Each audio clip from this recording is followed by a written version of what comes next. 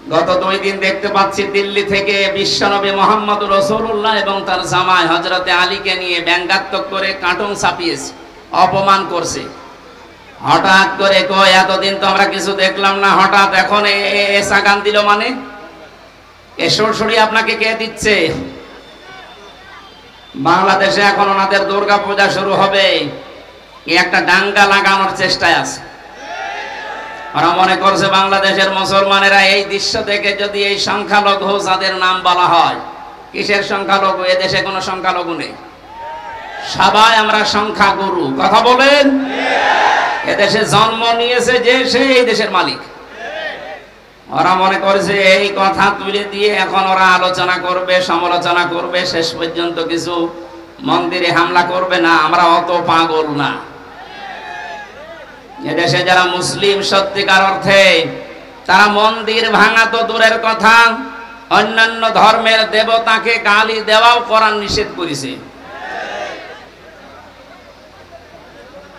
এজন্য আমরা সতর্ক থাকবো, ওদের ওই সমস্ত ফাঁদে যেন আমরা পা দিয়ে আমাদের দেশকে আবার আন্তর্জাতিকভাবে টার্গেটে ফেলে না দেই। অনেকে অতি উৎসাহী হয়ে ইসলাম মানি এই কথার ধান্দা নিয়ে কিছু কিছু কাজ এমন ভাবে দেখাচ্ছে, আন্তর্জাতিক মিডিয়া তো বসে নেই ষড়যন্ত্র করার জন্য। ওরা কিন্তু এমন এমন কিছু কাজ করে শেষ পর্যন্ত ডক্টর মোহাম্মদ ইউনূসকে দিয়ে এই শব্দগুলো যারা ফেরি করেছিল, এই জঙ্গিবাদ, মৌলবাদ, এগুলো আবার আমাদের ঘাড়ের উপরে চাপিয়ে, আমি বাকিটা বলতে পারলাম না, দুঃখিত। এই জন্য আমরা সংক্ষিপ্ত এবং আমরা সাবধান সতর্ক থাকবো ইনশাআল্লাহ। আমি ইঙ্গিত দিয়েছি, আল্লাহ যেন আমাদেরকে বোঝার তৌফিক দেন, বলেন আমিন। যারা চাচ্ছেন এদেশে ইসলাম বিদায় করে অন্য কিছু দাঁড় করিয়ে আপনি শান্তি পাবেন না, আমেরিকা শান্তিতে নেই। কে বলেছে শান্তিতে আছে? ইসলাম যেখানে নেই সেখানে মুক্তি নেই। কথা বলেন? আমরা উল্লেখ করার মতো কিছু ছিলাম না, সেখান থেকে এখন আমি হামজা কথা বলতে পারছি। এ কথা বলার যে যোগ্যতা দিয়েছে তিনি আমাদের মালিক, আমাদের রব আল্লাহ। বলেন তো কে? তাহলে এই যে বাক শক্তি, কথা বলার যোগ্যতা আল্লাহ দিয়েছেন, এটা যারা 15.5 বছর কেড়ে নিয়েছিলেন, আমি বগুড়াতে বহুবার এসেছি, আমার কথা বলতে দেননি। আজকে আসেন তো সেই মানুষগুলো দেখি, মাইক কেড়ে নেন তো। মায়ের দুধ খেয়েছেন আমি দেখছি, আসেন মাইক কেড়ে নিন। আজকে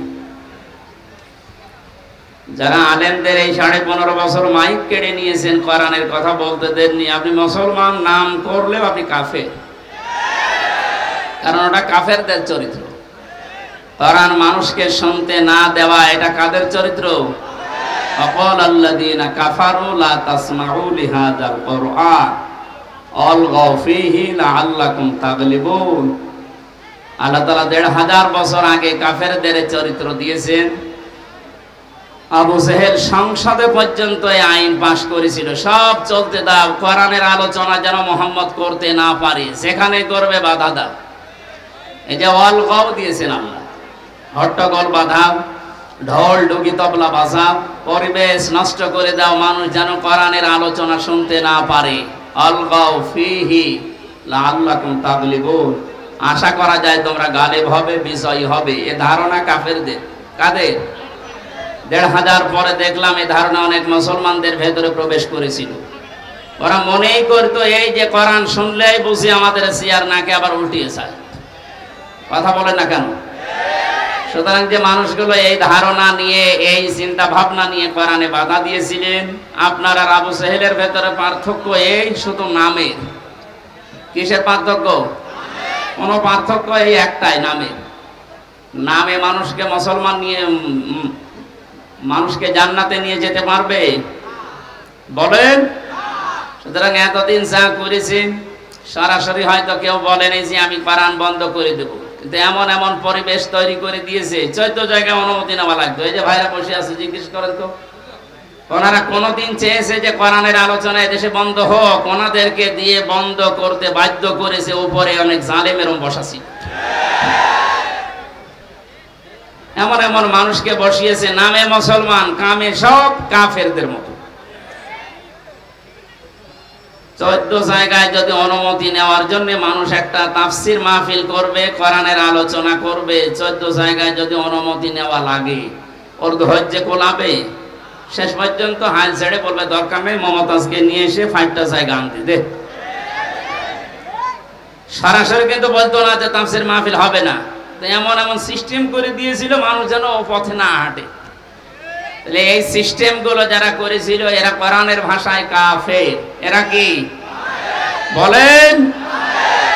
কাফের মারা গেলে জানাজা দেওয়া হয়, কবরে দেওয়া হয়, দোয়া করা হয়। তাহলে এগুলো যদি মরে যায় আমার মনে হয় এদের জন্য এগুলো বন্ধ করে দেওয়া দরকার। কারণ ও এমনি জাহান্নামে যাবে, ও এমনিতেও জাহান্নামে যাবে। ও যাক, ওরে আরো লাথি দিয়ে ফেলে দিন যা। সুতরাং এই পরিবেশ আল্লাহ আমাদেরকে এই যে কথা বলার বাক শক্তি যে আমাদেরকে দিলেন এবং এই কথা বলার যোগ্যতা যিনি দিয়ে পাঠালেন, এটা যারা বন্ধ করেছিলেন আল্লাহ রাব্বুল আলামিন তাদেরকে এখন সব জায়গা থেকে বন্ধ করে দিয়েছে। ইঁদুরের গর্ত এখন তাদের জায়গা নেই। দু একটা উকি ঝুঁকি মারছে, ধরা পড়ছে। কথা বলছেন এখন? কোরআনের জন্য আল্লাহ দেশ এখন ওপেন করে দিয়েছে এবং কোরআন কায়েম হবে, এইটাই সামনে ফাইনাল ইনশাআল্লাহ। আমি কিছু কিছু জরিপ মাঝে মাঝে দেখি যে বিবিসি এরপরে আল জাজিরার, এগুলো বললে মানুষের মন খারাপ হয়। আপনাকে আমি আশা সঞ্চার করার জন্য বলছি। একটা জরিপ পেয়েছিলাম কিছুদিন আগে, 100 জনের 14 জন এখনো পর্যন্ত জালেমদের দোসর আছে এদেশে। 100 জনের 28 জন মানুষ এখনো পর্যন্ত শুধু খাওয়ার ধান্দায় আছে। 100 জনের 58 জন মানুষ চাইছে এদেশে আল্লাহর কালাম দিয়ে পৃথিবীটা চলুক।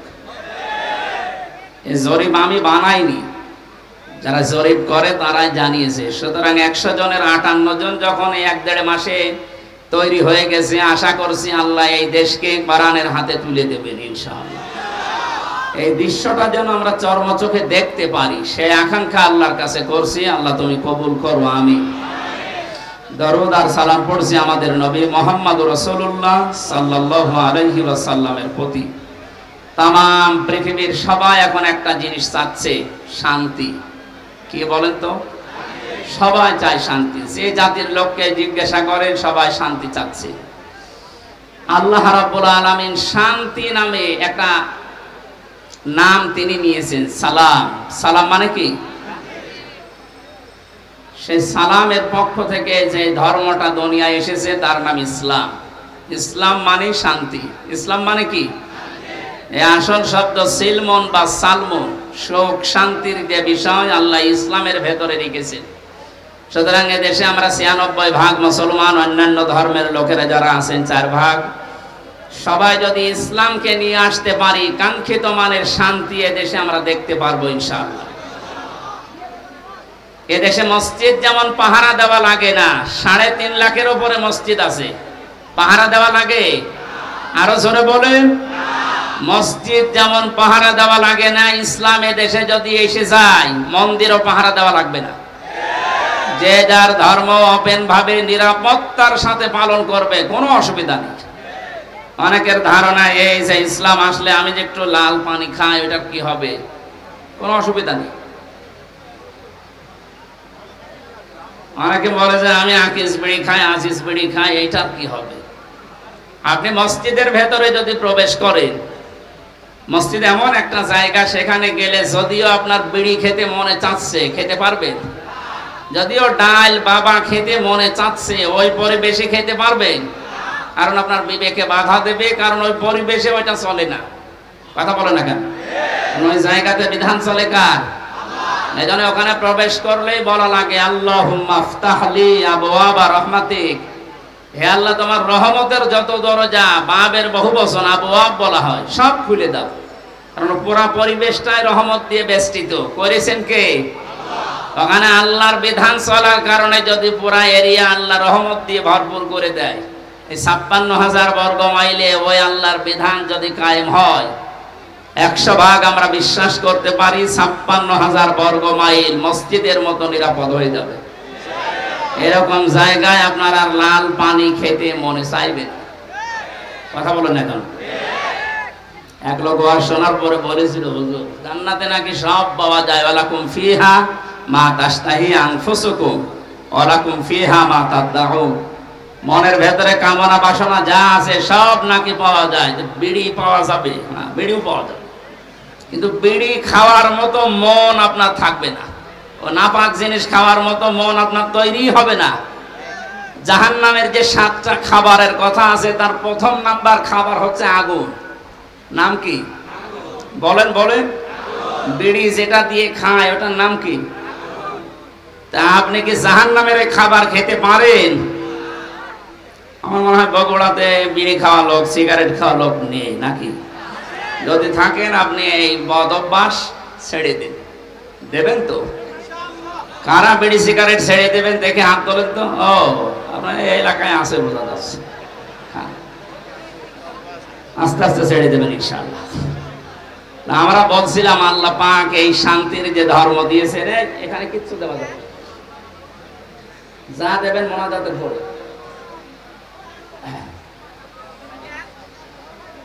শান্তির জন্য আজ বিভিন্ন ধান্দা করা হচ্ছে, বিভিন্ন জায়গায় আমরা ধর্ণা দিচ্ছি। আল্লাহর পক্ষ থেকে শান্তির যে বিধান আমাদের কাছে এসেছে, ইন্নাদ-দীনা ইনদাল্লাহিল ইসলাম, পৃথিবীতে যদি কেউ শান্তি পেতে চায় তার মনোনীত যে পাঠানো ইসলাম, এইটার কাছে আত্মসমর্পণ করা লাগবে। কথা বলেন না কেন? সুতরাং ওপেন ভাবে বলছি, এদেশে যদি শান্তি সর্বাত্মক ভাবে আমরা শান্তি, শাস্তি, নিরাপত্তা চাই, ইসলামের বিকল্প কিচ্ছু নেই। যত তন্ত্র মন্ত্র, যত বাদ আছে সব আমাদের এই 53 বছরে দেখা হয়ে গেছে। এই কথা বলেন না কেন? 53 বছর বাবা চালিয়েছে, আমরা অনেকে দেখি, আমি দেখি না, এই মুরব্বী দেখেছি। আপনাদের শহীদ প্রেসিডেন্ট জিয়াউর রহমান চালিয়েছে, আমি দেখি না, ওনারা দেখেছে। এই যে পাঁচের চাচা এরশাদ চাচা চালিয়েছে, ও আমি দেখি না, আমার 92 সালে জন্ম। আপনাদের এই জেলার ভাবি পুত্রবধূ উনি চালিয়েছে। পাশের জেলার পরের জেলা রংপুরের ভাবি, ববু বলা হয় যাকে, উনি চালিয়েছে। গত বছর আমরা দেখলাম, কাঙ্ক্ষিত মানের শান্তি পেয়েছি বলেন? এখন শুধু দেখতে বাকি আছে যে কোরআন দিয়ে চললে কেমন দেখা যায়। একটু মনে আশা জাগে না যে কেমন লাগে? একটু দেখি তো। আমার তো জীবনের সবচাইতে বড় আশা, আকাঙ্ক্ষা, তামান্না এইটা, আল্লাহ যা করো করো, অন্তত চর্ম চোখে এটা দেখে মরার তৌফিক দিও যে 56,000 বর্গ মাইল কোরআন দিয়ে চলছে। এটা কারা চান দেখে? লিল্লাহে তাকবীর।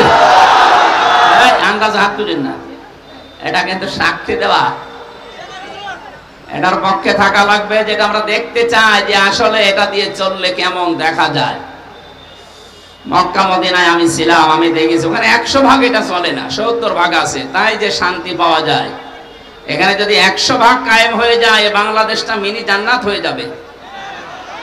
আরো জোরে বলেন। বাংলাদেশে জেনারেল যে দলগুলো আছে তাদেরকে বলছি, আমি আপনাদেরকে বাঁচাতে চাই, কারণ কোরআনের চোখ আপনার মুখে নেই, চোখে নেই, এই জন্য আপনি হয়তো অন্য কিছু দেখেন। সূরা নূরের ভেতরে আল্লাহ জানিয়েছেন, আল্লাযীনা কাফারু আ'মালুহুম কাসারাবিন বিকিআতি ইয়াহসাবুহু সামআনু মাআ হাত্তা ইযা জাআহু লাম ইয়াজিদহু শাইআ ইলা আখির আয়াত। কাফেরদের চিন্তা ভাবনা, ধারণা, বিশ্বাসে দূরে মরিচিকা মনে করেছিল এখানে পানি আছে মনে হয়। মরুভূমির ভেতরে যখন সূর্যের তীব্র দাহ শুরু হয়ে যায়, এই যে বিশ্ব রোডগুলোতে আপনি দেখবেন, ঢাকা, বগুড়া যে মহাসড়ক আছে, দূর থেকে গাড়ি চালিয়ে দুপুর বেলা দেখতে মনে হয় যে পানি আছে সামনে, মনে হয় পিচ গরম হওয়ার পরে পানির মতো টলমল করে, কাছে যাওয়ার পরে দেখা যায় না, পানি নেই। পৃথিবীর কাফেরদের দৃষ্টান্ত আল্লাহ এইভাবে দিয়েছেন। আল্লাহর পাঠানো ইসলাম বাদ দিয়ে যত তন্ত্র মন্ত্র, যত ইসম, যত বাদ আছে, আমি নাম নিলাম না, সে যে বাদই হোক, সমাজবাদ বলেন, জাতীয়তাবাদ বলেন, ধর্মনিরপেক্ষবাদ বলেন, যত বাদ আছে, তন্ত্র মন্ত্র আছে, এই সবগুলোকে মানুষ মনে করে এর ভেতরে শান্তি আছে। কাছে যাওয়ার পরে দেখে না এটা পানি না। এই জন্য আমাদের উচিত হচ্ছে আপনাকে আমার সাবধান করা। আমি করলাম, জ্ঞানী মানুষ যদি হয়ে থাকেন আপনি আশা করি বুঝে ফেলেছেন।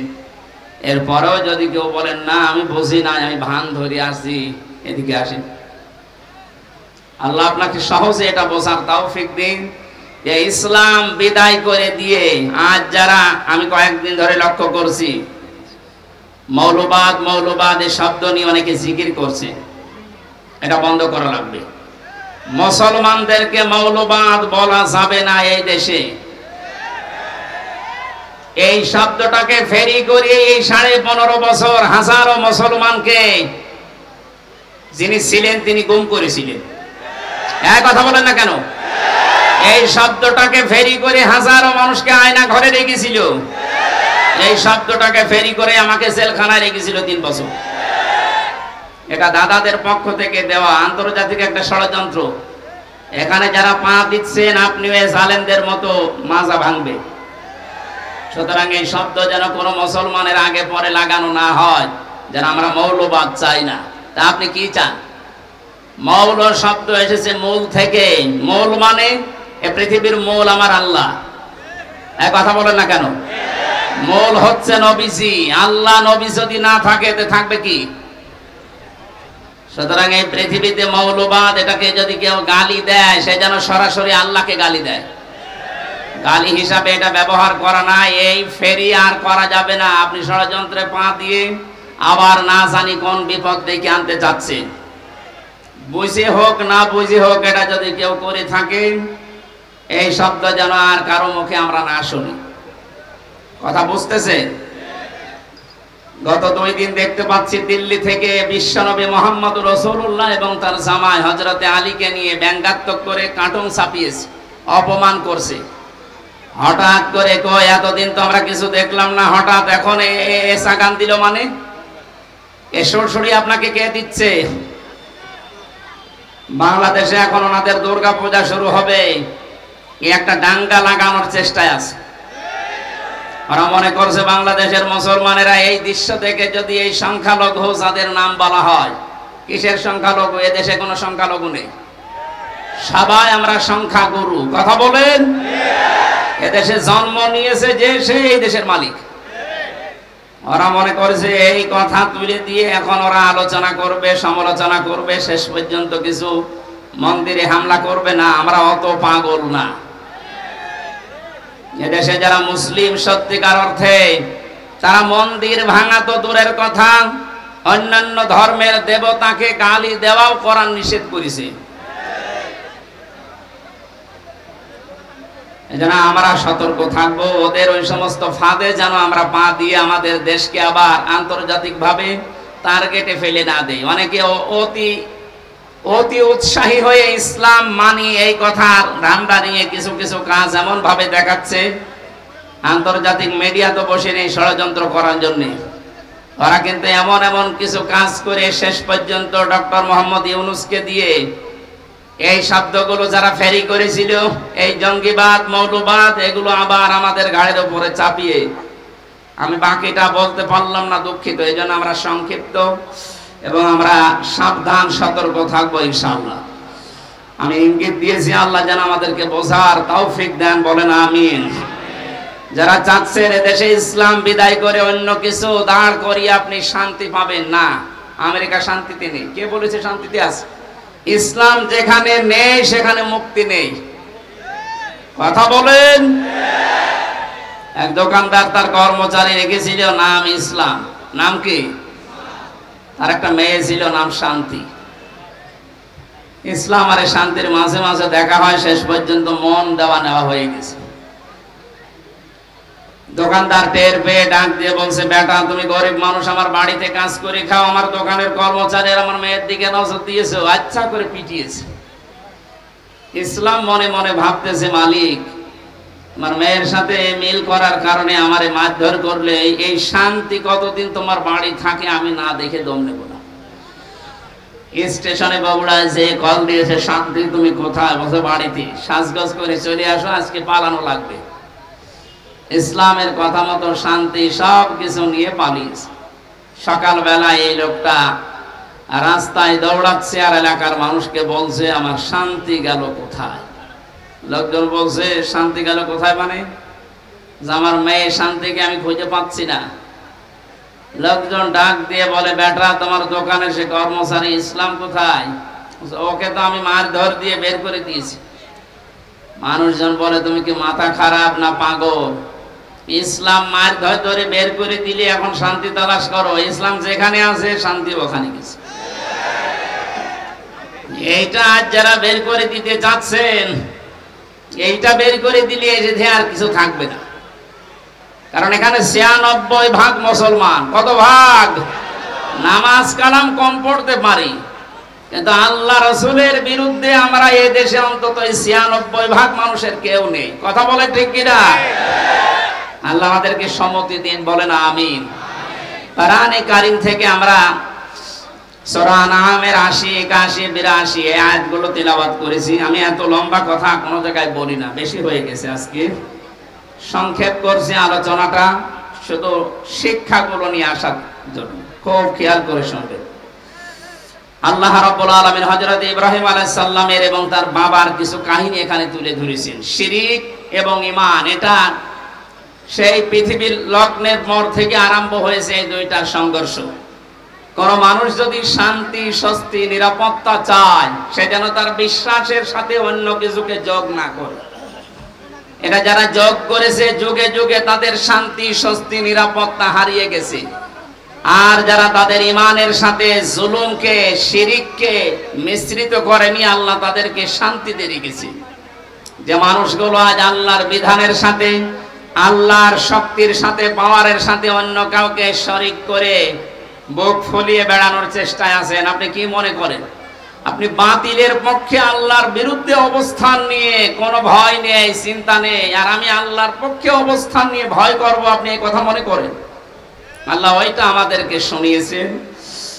রব্বুল আলামিন বলেন কাইফা আখাফু মা আশরাকতুম ওয়া লা তাখাফুনা আন্নাকুম আশরাকতুম বিল্লাহি মা লাম ইউনাজ্জিল বিহি আলাইকুম সুলতানা। ১৫০০ বছর আগে আয়াতটা নাযিল হয়েছে। আমি আয়াতের তাফসীর যখন পড়ি আমার মনে হয় বাংলাদেশ দেখি আল্লাহ এই মাত্র নাযিল করেছে। এদেশে বহু মানুষ আজ ইসলামপন্থী যারা, এদের কথাগুলো তারাও বোঝে, তারাও দেখে এদের কাজ কারবার। দেখার পরেও মানুষগুলো না দেখার মনে হয় ভান করে থাকে। এরা চায় আল্লাহর একাত্মবাদ, আল্লাহর ওয়াহদানিয়াতকে দেশে প্রতিষ্ঠা করতে। আর মানুষগুলো আল্লাহর বিপক্ষে অবস্থান নিয়ে আল্লাহর আইনের বিপক্ষে নতুন আইন তৈরি করে শিরক করে আর মুখ ফোলাতে। আল্লাহ তাআলা নবীজিকে দিয়ে বলাচ্ছেন, হে নবী আপনি এই কথাটা মানুষকে জানান, কাইফা আখাফু, কেমন করে আমি ভয় করি, মা আশরাকতুম বিল্লাহ, তোমরা আল্লাহর সাথে শরীক করে, তার সাথে অংশীদার স্থাপন করে ভয় করো না। আর আমরা আল্লাহর একত্ববাদ এই দুনিয়ায় প্রতিষ্ঠা করতে গিয়ে ভয় পাবো কোন কারণে? তোমাদের পক্ষে কোনো দলিল নেই, সব মন গড়া কথা। আর আমি যেটা করতে চাই এটার পক্ষে আমার আল্লাহর পক্ষ থেকে দলিল আছে। শান্তি, স্বস্তি, নিরাপত্তা এইটা দেওয়ার একচ্ছত্র মালিকানা দুনিয়ার কেউ না। কার বলেন তো? ফাজল ফারিকাইন আহাক্কু বিল আমনি, এই দুই দলের ভেতরে নিরাপত্তা পাওয়ার জন্য সবচাইতে বেশি হকদার কারা? ইন কুনতুম তাআলামুন, যদি তোমাদের জানা থাকে বলো দেখি। প্রশ্ন ছুড়ে দিয়ে আল্লাহ নিজেই জবাব দিচ্ছেন, আল্লাযীনা আমানু ওয়া লাম ইয়ালবিসু ঈমানাহুম বিযুলমিন উলাইকা লাহুমুল আমনু ওয়া হুম মুহতাদুন। এই পৃথিবীতে শান্তি, স্বস্তি, নিরাপত্তা, এই শব্দটা তাফসিরে বারবার আমি লেখা পেয়েছি, এই জন্য উচ্চারণ করছি।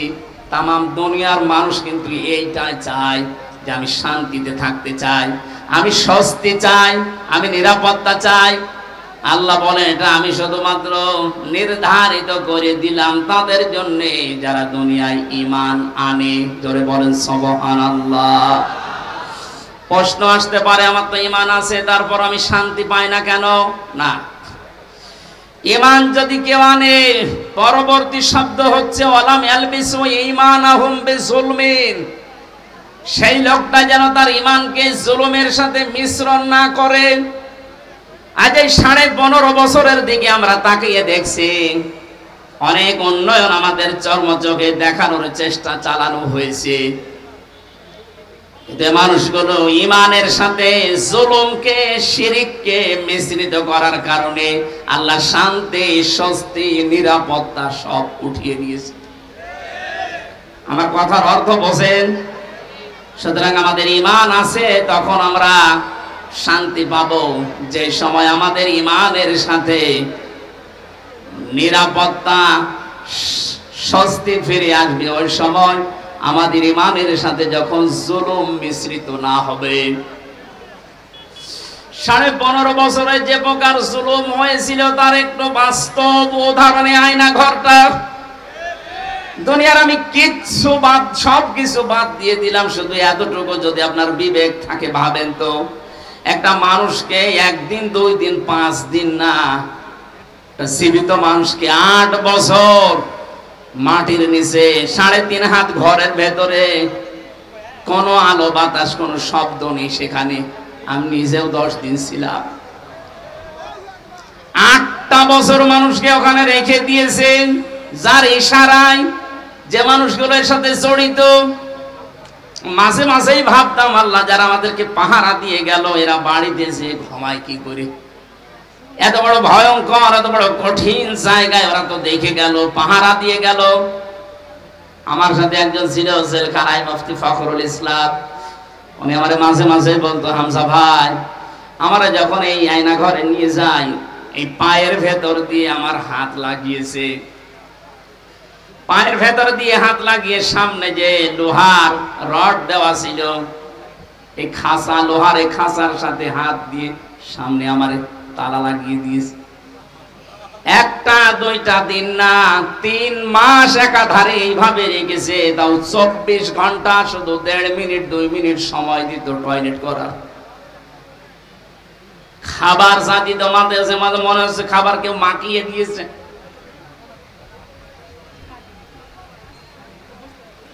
আপনি একটু বিবেক দিয়ে ভাবেন তো, একটা কোন মানুষ যার ন্যূনতম বিবেক আছে, ঈমান না থাক, বিবেক তো আছে আপনার, এটা মেনে নেওয়া সম্ভব?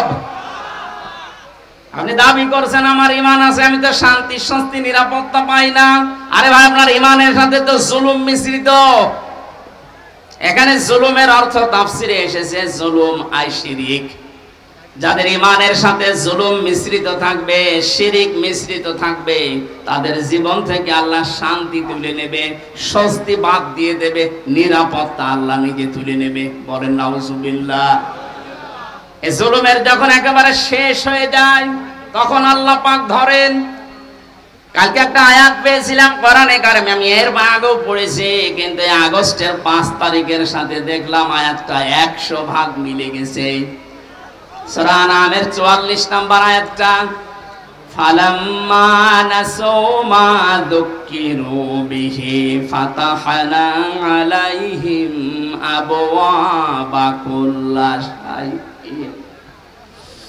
আল্লাহ পাক বলেন, যখন এই মানুষগুলো আমার বিধান, আমার আইন, আমার কানুন তাদের কাছে যাবার পরে আস্তে আস্তে ভুলে গেল, তাদের শান্তির, তাদের ক্ষমতার, তাদের যে বাহনগুলো, এগুলো আমি আল্লাহ আরো বাড়িয়ে দিলাম।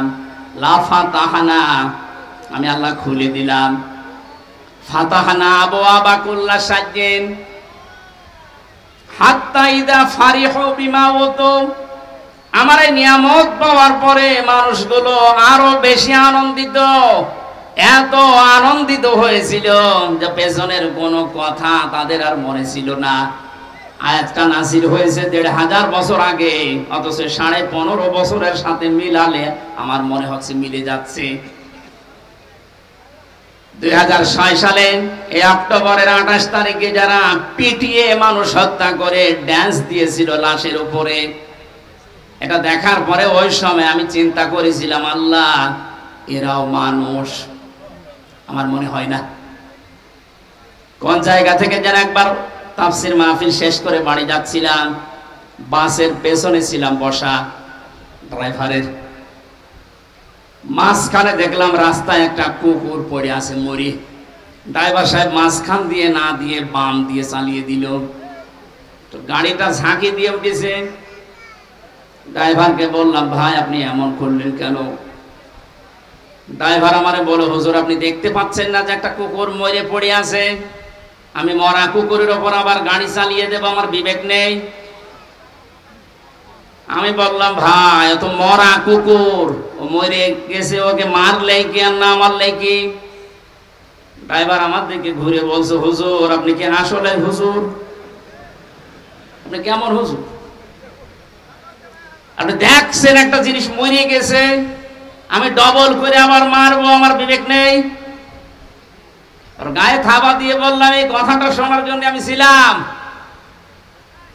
একটা মরা জিনিস ডবল করে মারা যায় না, আপনার বিবেকে এটা সায় দিচ্ছে। অথচ বাস্তবতায় দেখেন, এই দেশে অনেক মানুষকে আমরা দেখেছি জীবিত মানুষ পিটিয়ে মারার পরে লাশের উপরে ড্যান্স দিয়েছে। আপনার মতো বিবেকও তাদের নেই। আপনি একটা কুকুরকেও, মরা কুকুর আবার ডবল করে মারতে চান না, আর ওরা জীবিত মানুষকে হত্যা করে লাশের উপরে ড্যান্স দেয়। ওরা কোন মানুষ? এটা দেখার পরেই ভেবেছিলাম, না আল্লাহ এরকম এত বড় নৃশংস কাজ যারা করতে পারে তাদেরকে আল্লাহ দুনিয়ায় কোনোদিন শান্তি দেবে না। ক্ষমতা পাওয়ার তাদের হাতে আল্লাহ দেওয়া সম্ভব না, কিন্তু দেখলাম না, ঠিক 2 বছর পর আল্লাহ তাদেরকে 9 সালে দিয়েছে। কথা বলেন না কেন? দিল 9 বছর, 5 বছর পরে মনে করলাম 13 সালে যা কেমন হয় পড়ে যাবে, তো না। 13 সালের পরে দেখি না 18 সালে আবার আল্লাহ ওদেরকে দিয়েছে। 18 সালের পরে মনে করলাম না, আর টেকা সম্ভব না। শেষ পর্যন্ত দেখলাম 24 সালে আবার আল্লাহ ওদেরকে দিয়েছে। কথা বলছেন না কেন? আল্লাহ রাব্বুল আলামিন বলেন, মানুষ যখন আমার বিধান ভুলে গিয়ে তাদের মন মতো কাজ করতে গিয়ে জুলুমের একেবারে সর্বশেষ সীমা পার হয়ে যায়, ফাআখাযনাহুম বাগতাতান, আমি হঠাৎ করে তাদেরকে এমন ভাবে পাকড়াও করি তারা দিশেহারা হয়ে যায়। 1500 বছর পরে 2024 সালের 5 আগস্টের দিকে তাকান, 100 ভাগ একটা মিলে যাচ্ছে। কোন স্মরণ ছিল আল্লাহর কথা? যার ন্যূনতম স্মরণ থাকবে আল্লাহর ভাষা যে আমাকে কিন্তু জবাব দেওয়া লাগবে, সে কোনোদিন আয়না ঘরের দায়িত্ব পালন করে সে খাবার খেতে পারে না। জেলখানায় আমাদের সাথে দায়িত্ব যারা পালন করেছে তারাও যে বাইরে যে খাবার খেত কি করে, আমার বিশ্বাস হয় না। আলেমদের সাথে যা আচরণ করতো ভেতরে, অন্য মানুষের কথা তো বাদই দিলাম। আল্লাহর আয়াতগুলো, আল্লাহর বিধানগুলো পুরাটা ভুলে গিয়েছিল। ইন্নামা নুমলি লাহুম লিয়াজদাদু ইসমা, মানুষের পাপের বোঝা যখন পরিপূর্ণ হয়ে যায়, ওয়ালাহুম আযাবুম মুহিন, তখন আল্লাহ অপমানজনক শাস্তি তার উপর ফেলে দেয়। এত অপমান আল্লাহ পৃথিবীর ইতিহাসে কাউকে করেছে বলে আমার মনে হয় না। সে অপমান করেছে কালামানিককে। কলার পাতায় শুয়েছে, বিসি উড়ে গেছে। কথা বলে না কেন? আমার তো 1500 বছরের ইতিহাস আমি যতটুকু পড়ি, কাউকে এত বড় অপমান করেছে বলে আমার মনে হয় না। এর সাথে আল্লাহ কি করবে? 3 বছর জেল খাটা সহ, আয়না ঘরে 10 দিন থাকা সহ, যত কষ্ট এই 15.5 বছরে পেয়েছি, একদিনে আমার মন শান্ত হয়ে গেছে যখন দেখেছি কালামানিকের বিচি উড়ে গেছে। আমার আর কিচ্ছু চাওয়ার নেই আল্লাহর কাছে, সব চাওয়া শেষ। আয়াতের পরবর্তী শব্দ হচ্ছে, ওরা যখন হতাশ হয়ে পড়ে আকস্মিক ভাবে আল্লাহ ধরেন, আল্লাহ সময়ও দেননি, এমন ভাবে ধরেছে দুপুরের খাবার খাওয়ার সময়ও পায়নি। এই কথা বলে না কেন? আমি আল্লাহ নিজে জালেমদের শিকড় কেটে দেই। আল্লাহ কেটে দিয়েছে, এর বাস্তব প্রমাণ এই বাংলাদেশ। কোন জালেমের এখন ক্ষমতা আছে মাথা চাড়া দিয়ে ওঠা? শয়তান শয়তানি করার জায়গা পাচ্ছে না। মাঝে মাঝে ওই দেশ থেকে কল রেকর্ড ফাঁস করছে, মনে করছে দেশের মানুষ বোকা, কিছু বোঝে না। আরে ভাই, নিজে কল করে একজনকে দিয়ে, নিজে রেকর্ড করে, নিজে আবার কথাবার্তা ওগুলো মানুষের কাছে পাঠায়। এই ধান্দাবাজি, এই প্রতারণা কিন্তু এদেশের মানুষ বুঝে ফেলেছে। আপনি যার সাথে মোবাইলে কথা বলছেন, কোন নাম করা মানুষের সাথে তো কথা বলতে দেখি না। কোথায় কোন অসপাড়া গায়ে কোন কে, তার পরিচয় কেউ জানে না। তার সাথে আগে থেকে লিঙ্ক করে কথাগুলো কি বলা লাগবে সব সেট করে রাখে। ওই কথাগুলো নিজে 3-4 মিনিট বলার পরে ওইটা আবার এডিটিং করে কল রেকর্ড ছেড়ে দিচ্ছে, মানুষ যেন ভয় পায়। গোপালগঞ্জে সেই দিন শুনলাম এক লোকের জন্মদিন নাকি পালন করতে দেয়নি। জারি হোক, এই জন্য ওসি সাহেব যারা জন্মদিন পালন করার জন্য গেছে তাদেরকে নিষেধ করেছে, না এই জন্মদিন পালন করা যাবে না, কারণ এটা ইসলামের নেই। কারো জন্মদিন মৃত্যুদিন পালন করা লাগবে, ইসলামে আছে? ওসি সাহেব আল্লাহর ঘোষণা রসুলের ঘোষণা অনুযায়ী কাজ করেনি।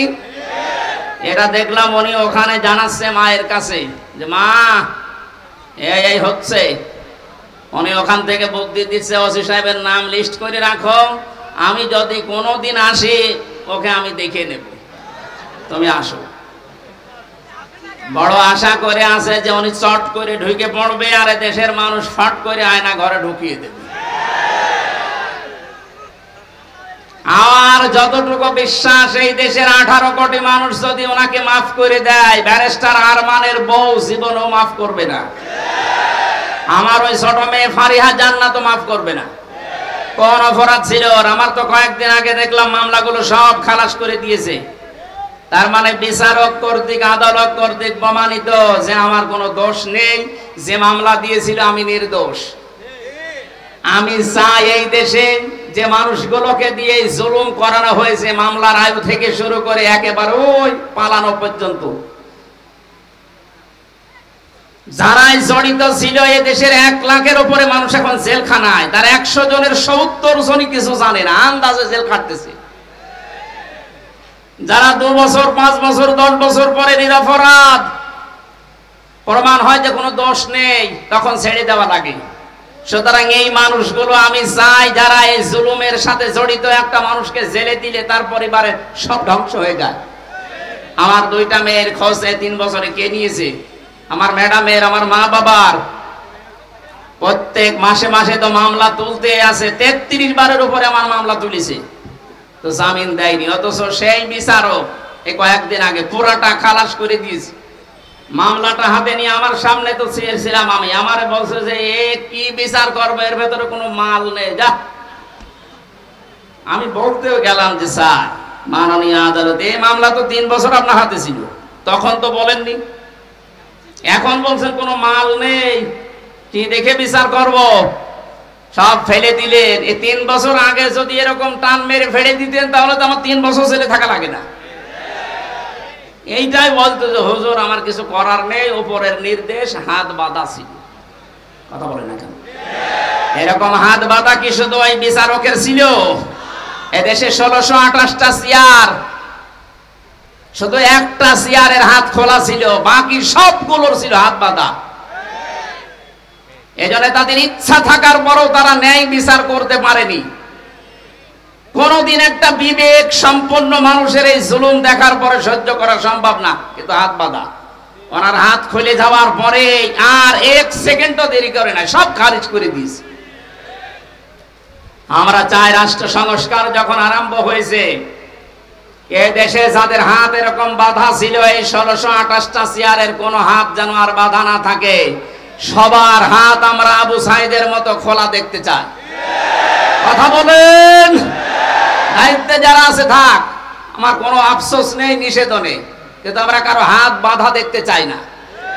প্রশাসনের চেয়ারে যারা আছে, বিচারকের চেয়ারে যারা আছে, হাত খুলে দেন, এদের দ্বারাই ন্যায় বিচার করা সম্ভব। এরা মানুষ না? এদের বেবি বাল বাচ্চা বউ নেই? ওরা বাধ্য হয়েছে এই কাজগুলো করতে। সুতরাং এই জুলুমের সাথে যারা মিশ্রণ করে দিয়েছেন, নিজের ঈমান থাকার পরেও আপনি শান্তিতে, স্বস্তিতে, নিরাপত্তার সাথে থাকতে পারবেন না। এই ঘোষণা কার? আল্লাযীনা আমানু ওয়া লাম ইয়ালবিসু ঈমানাহুম বিজুলমিন। যারা ঈমান আনে কিন্তু তাদের ঈমানকে জুলুমের সাথে মিশ্রণ করে ফেলে, তাদেরকে আমি আল্লাহ শান্তিতে থাকতে দেই না। বাস্তব আমরা এখন দেখতে পাচ্ছি। কেউ শান্তিতে আছে? মনে করেছিল আমি আরামে থাকবো, যাদের দ্বারা আরামে থাকবে তারাই ধরিয়ে দিয়েছে। এই যে দীপমণির নাম শুনলাম, উনি ওনার বোনের বাড়িতে পালিয়েছিল। বোনের ছেলে মোবাইল টিপছিল, নিষেধ করে যাই মোবাইল টেপা বাদ দিয়ে পড়াশোনা কর। ও ছেলেটা বিরক্ত হয়ে গিয়ে 999 কল দিয়ে পুলিশ ভাইদের কাছে। আপনাকে আল্লাহ শান্তিতে থাকতে দেবে না। যারা জুলুম করে আর যারা জুলুমের সাপোর্ট করে, এই মানুষগুলো নবীর উম্মত থেকে বের হয়ে যায়। কত বড় কথা লিখে লক্ষ্য করেন, যারা জুলুম করে আর যারা জেনে শুনে জুলুমের সাপোর্ট করে, এরা নবীর উম্মতের বাইরের লোক। এদেশে আমরা অনেককে এরকম দেখতে পেয়েছি। সুতরাং আপনাকে আল্লাহ শান্তিতে, স্বস্তিতে, নিরাপত্তায় থাকতে দেবে কোন কারণে? বিডিআর বিদ্রোহর নামে হাজার হাজার মানুষকে বিনা কারণে, তাদের মুখের ভাষা, তাদের মুখের কান্না, চোখের পানি দেখলে আল্লাহর আরশ পর্যন্ত কেঁপে যায়। এই 3 বছরে 900-র উপরে বিডিআরের সাথে আমার দেখা। কত মানুষ 1 মাস পরে রিটায়ার্ড হয়ে বাড়িতে যে বউ বাচ্চা নিয়ে থাকবে, অথচ 14 বছর জেল খাটতেছে। রাতে তাহাজ্জুদ পড়তে যখন উঠতাম দেখতাম এই মুরব্বী মানুষ, এরকম মুরব্বী মানুষ 14 বছর জেলে আছে। রাতের বেলা ঘুমের ভেতরে ঘুম থেকে উঠে এমন একটা আওয়াজ দিত, আমার মনে হয় আরো সে চলে যায়। 60 বছর 65 বছরের এই মুরব্বী মানুষ চোখের পানি ফেলে কাঁদতো, হামজা ভাই জীবনের 1 মাস পরে রিটায়ার্ড হয়ে যেতাম, বিনা কারণে, কিচ্ছু জানি না। যদি শাস্তিও দিয়ে দিত মাত্র 7 বছর জেল হইতো, অথচ 15 বছর পড়ে আছি। কি জবাব দেবেন আপনি এই জুলুমের?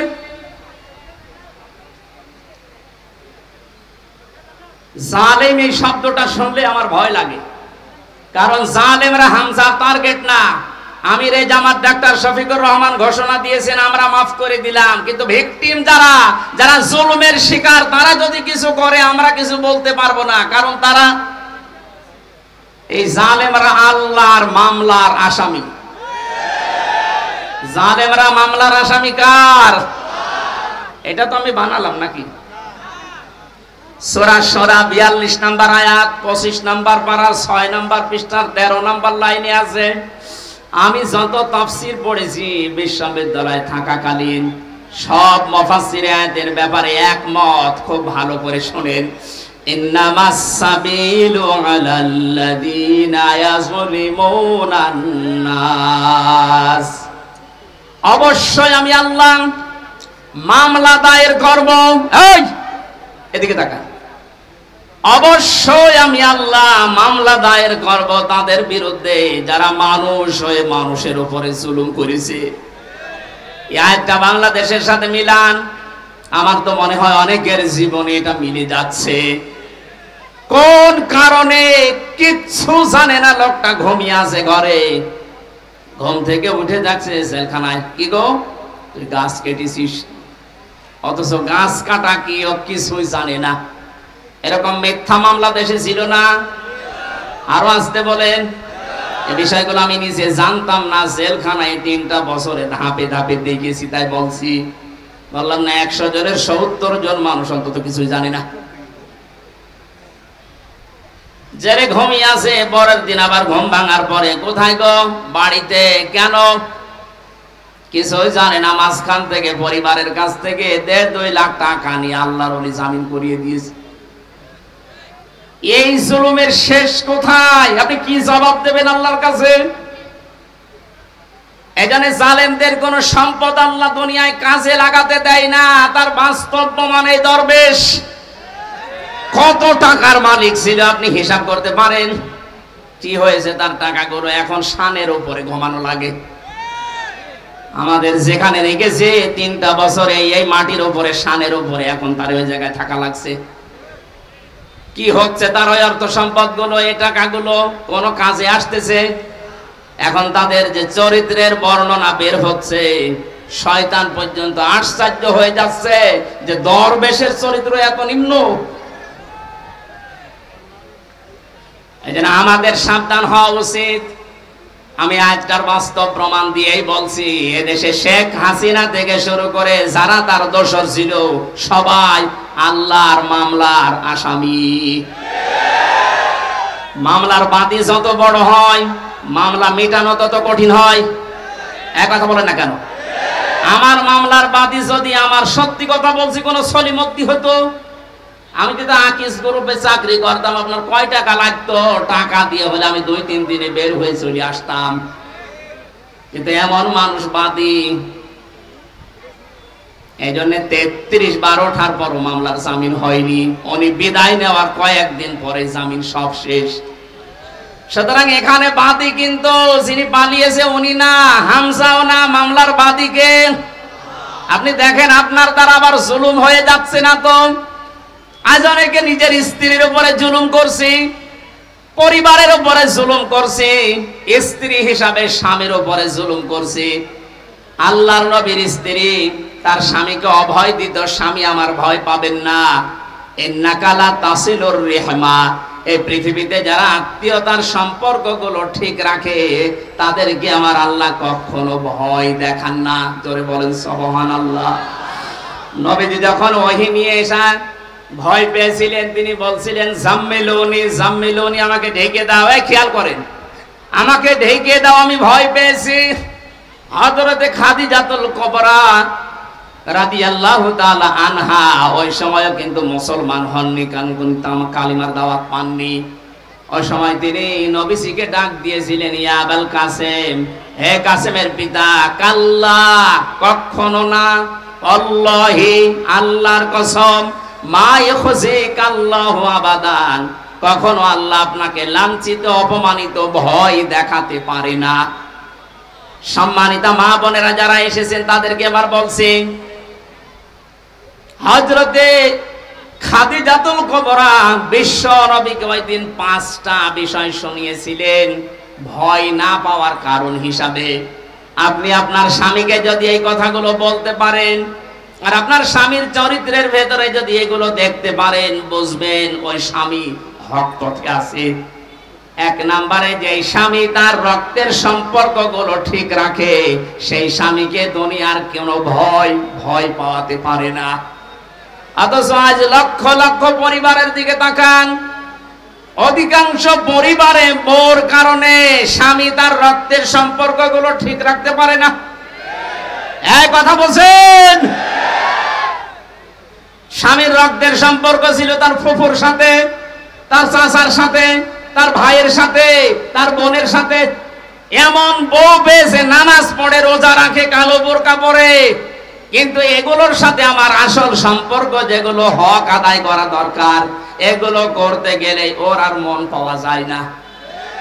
এমন বউ দেশে নেই। আপনি নামাজ, রোজা, কালো বোরকা পড়ে জাহান্নামে যাবেন। নবীজি জানিয়েছেন, কোন স্ত্রী লোক যদি চায় যে তার স্বামীর হায়াত আরো বেড়ে যাক, তার স্বামীর মান সম্মান, টাকা পয়সা, অর্থ সম্পদ, প্রভাব প্রতিপত্তি, ক্ষমতা দুনিয়ায় বাড়তেই থাক, তাহলে সেই মহিলা যেন সব সময় তাকিদ দেয় তার স্বামীকে, স্বামী তুমি যা করো না কেন সম্পর্কগুলো রক্তের ঠিক রাখো। কিন্তু আজ হাজারো পরিবারে এরকম মহিলা পাওয়া যাচ্ছে না, অথচ নামাজ পড়ে। এক কথা বুঝতেছেন না? মা বোন যারা এসেছেন, নবীর স্ত্রীর মতো এই চরিত্র আপনাদের থাকা লাগবে, তারপরে খাদিজার সাথে জান্নাত। আপনার স্বামীকে আপনি সব সময় তাকিদ দেবেন, সাহায্য করবেন, তুমি যা করো করো, কিন্তু নিজের স্ত্রী হয়ে আমি তোমাকে বলছি যতগুলো সম্পর্ক আছে রক্তের, আমাদের যা হয় হোক, এদের সাথে ঠিক রাখো, আল্লাহ নিজে পুষিয়ে দেবেন। সুবহানাল্লাহ বলে। 2 নম্বরে হযরতে খাদিজা বলেছিলেন, আতাহমিলুল কাল্লা, হে স্বামী, কখনো আপনাকে আল্লাহ ভয় দেখাতে পারেন না, কারণ আপনি মানুষের বোঝা হালকা করে দেন। এই শব্দটা আমি এখন পর্যন্ত, এতদিন পর্যন্ত ভালো বুঝতাম না। এখন গভীরে চিন্তা ভাবনা করে দেখছি যে এর ভেতরে এত কথা খাদিজা বলেছিলেন। হে স্বামী, আপনি মানুষের বোঝা হালকা করে দেন। এটা নবীর চরিত্র ছিল, তিনি বোঝা হালকা করে দিতেন। আর আমরা এমন উম্মত হয়ে দাঁড়িয়েছি, মানুষের বোঝা হালকা করা দূরের কথা, মানুষের বোঝা আরো বাড়িয়ে দিচ্ছি। 850 বছর আগে পালিয়েছিল লক্ষণ সেন, আর তার পেতাত্তা পালিয়েছে 5 আগস্টে।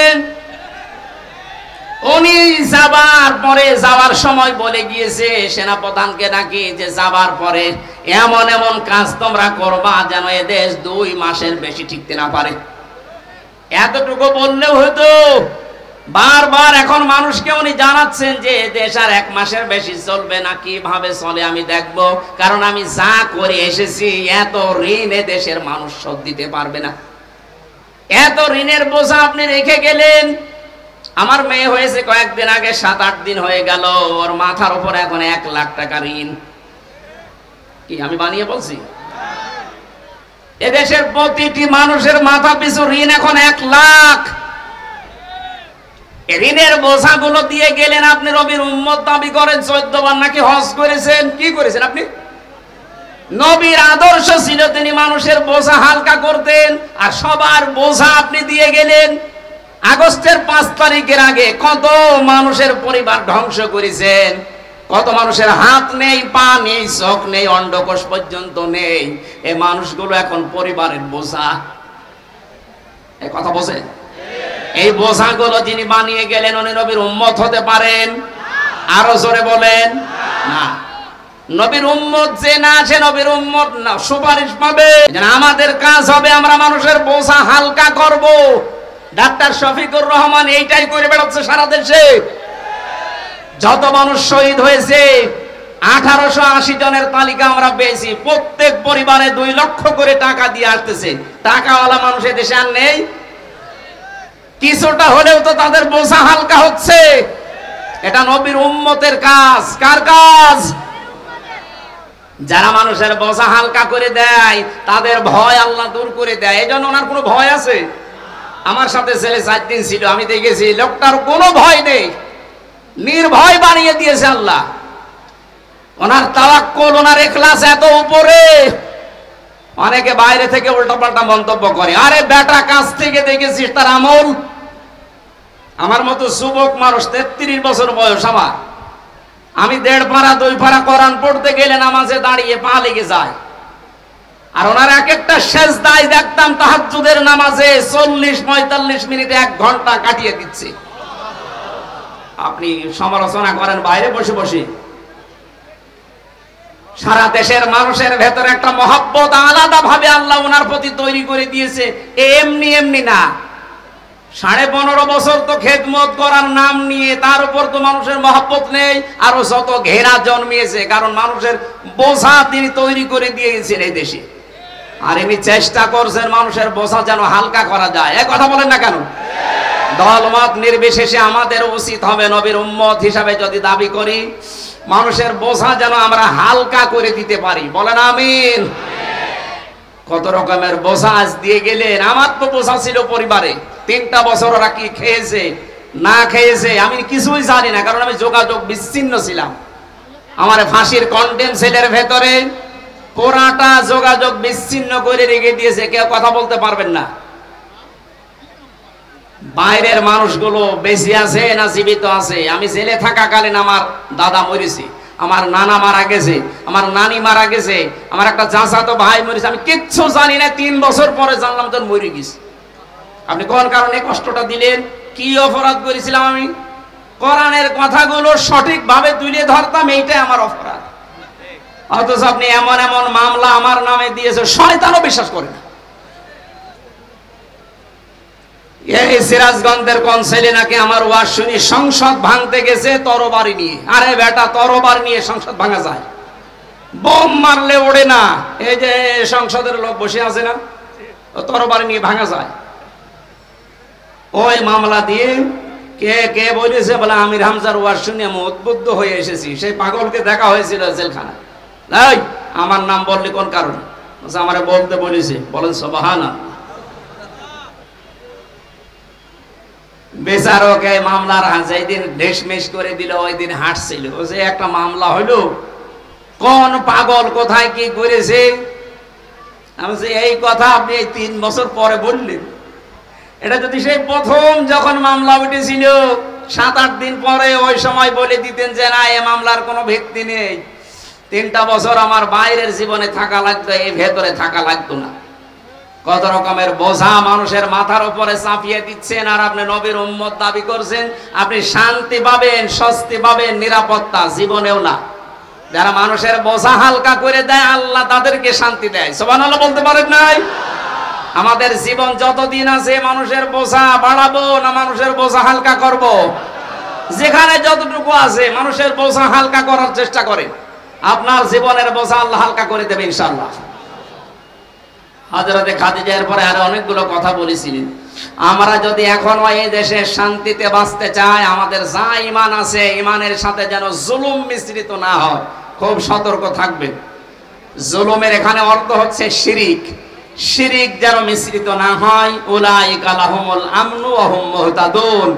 আল্লাহ পাক বলেন এই মানুষগুলো, এইভাবে আল্লাহ দেখিয়েছেন, যারা তাদের ঈমানের সাথে জুলুম মিশ্রণ করবে না, শিরিক মেশাবে না, এই মানুষগুলোকে আমি আল্লাহ নিজে শান্তি দেব। আর এরাই হচ্ছে হেদায়েত প্রাপ্ত বান্দা বান্দি। জোরে বলেন আমিন। আল্লাহ এই বাস্তবতা আমরা যেন দেখতে পারি, তার পক্ষ থেকে শান্তি, স্বস্তি, নিরাপত্তা নিয়ে যেন এই দেশে বসবাস করতে পারি, সেই তৌফিক দান করুন। আমিন, আল্লাহুম্মা আমিন। লা ইলাহা ইল্লা আনতা সুবহানাক ইন্নী কুনতু মিনাজ জালিমিন। রব্বুল আলামিন, মাগরিবের নামাজ সমাগত, এজন্য আমরা শেষ করে দিয়েছি। যতটুকু বলার চেষ্টা চালিয়েছি আমাদের জীবনে আমল করার তৌফিক দাও। সারাটা জীবন অপরাধ করে জীবনটা নষ্ট করে ফেলেছি। আমাদের অপরাধের দিকে তাকালে হয়তো তোমার মাফ করতে ইচ্ছে করবে না।